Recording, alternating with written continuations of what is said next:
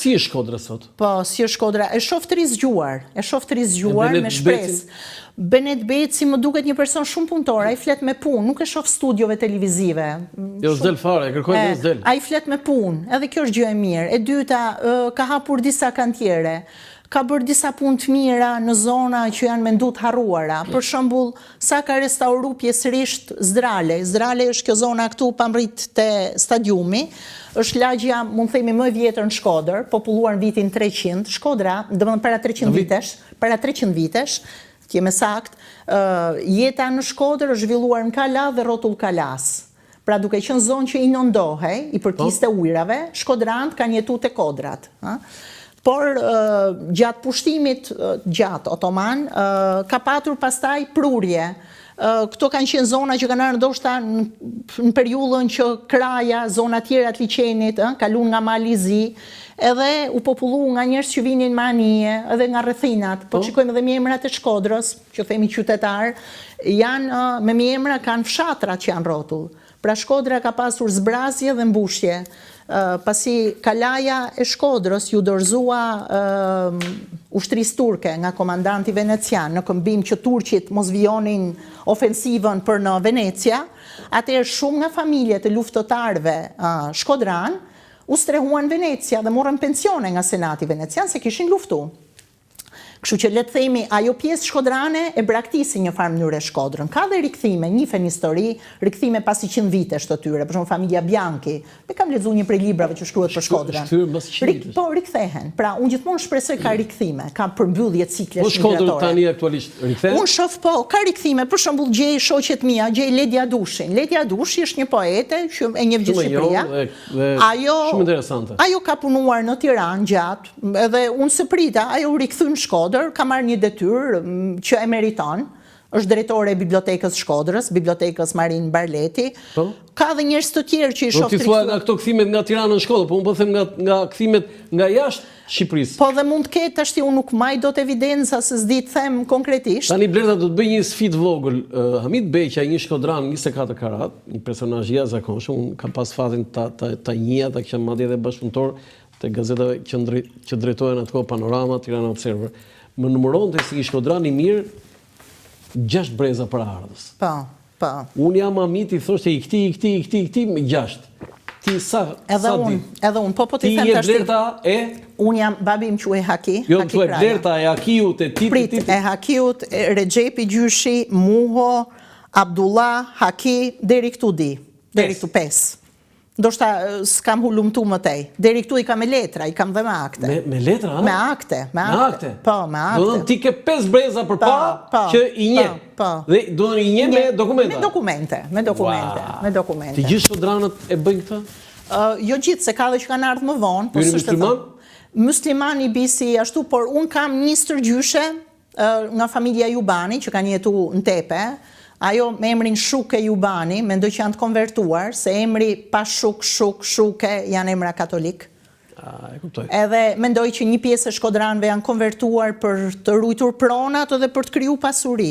Por 500 vite ç'a nuk ndodh. Një nga premtimet e kryeministit Edi Rama përpara se të vinte në pushtet, përpara se të bëjë kryeminist ishte do ta bëj Shkodrën si fotografitë e Marubit.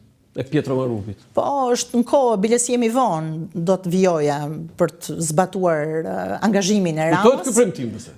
Nuk e mbaja më falë. E ka thënë fjalë me fjalë. Nuk e mbaja më. Shkodrën tha, si fotografitë e Pietro Marubit. Shkodra ka nevojë për një buxhet, jo për Shkodrën in se, por për Shqipërinë dhe trashëgiminë e Shqipërisë. Sot e kësaj dite veprat e Colli Dromenos, veprat arkitekturore, se Colli Dromeno ka qenë Ishte polivalent si artist. Jo, ka qenë piktor, ka qenë kinast, ka qenë muzikant. Isha tani sfundi duke ndjekur një dokumentar që u bë shumë i bukur në Shkodër për Colli Dromenon. Po është e pafalshme për gjithë ne që jemi dëshmitar sot. Veprat e tij arkitekturore janë të braktisura dhe po shëmben. Ata janë godina historike, edhe mund t'i shërbejnë shtetit shqiptar, edhe brezave të sotëm dhe atyre që do të vinë. Pra, ndoshta Shkodra ka nevojë për një intensifikim të lejeve të restaurimit, për shpejtim procedurash, nganjëherë unë dëgjoj që ka interes nga vetë persona që i kanë pronësi, po ka burokraci të shtuar në miratimet e lejeve. Cili është vlerësimi më i mirë që bëhet për Shkodrën dhe për një shkodran?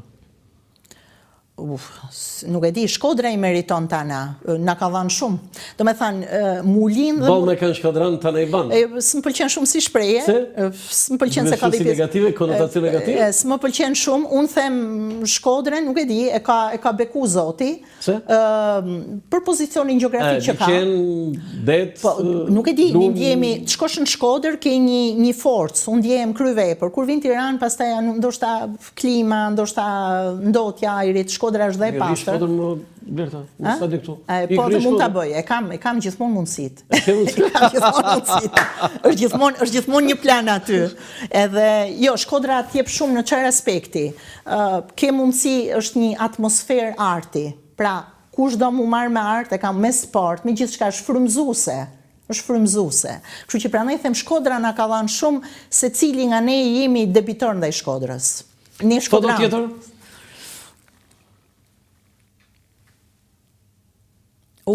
Beneti, Pazari Vjetër. Ja, kjo është foto shumë, do ta bëj Shkodrën Tharama si fotografitë e Marubit. Tani, ai Pietro Marubi, ai italiani, që e bëri Pjetër, pastaj.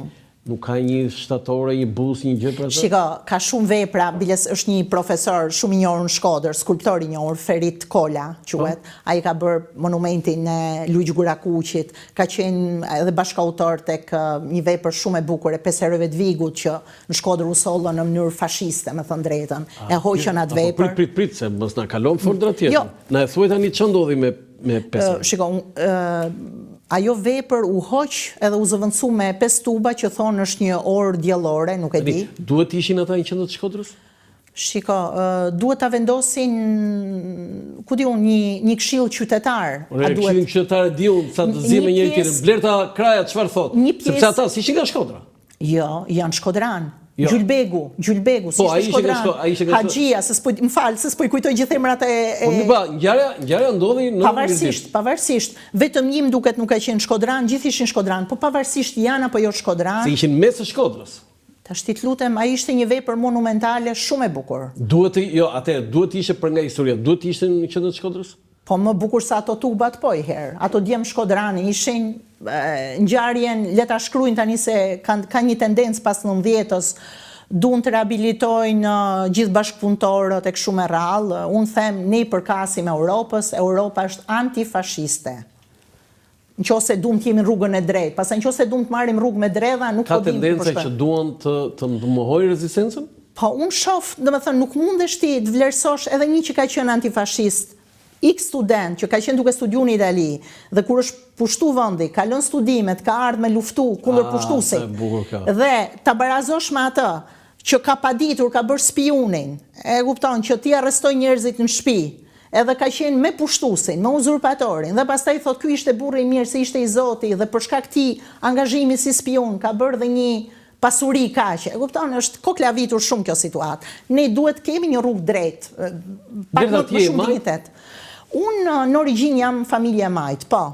Si mund t'jesh i Shkodrani Majt, se unë i di Shkodrani të gjatë? Edhe grupi komunist në Shkodër është kriju, kështu që duhet Sta lë Shkodrani, Blerta Kraja, sta lë. Grupi komunist i parë në Shkodër, grupi komunist i Shkodrës. Ashtu thonë, unë s'kam pas... Jo, Zef Mala është simbolika e ideve komuniste. Unë si kam pas prindrit komunist, kanë punu në atë sistem, kanë qenë intelektual, e para. Lidhja me të Majtën, them, daton nga Stërgjyshi.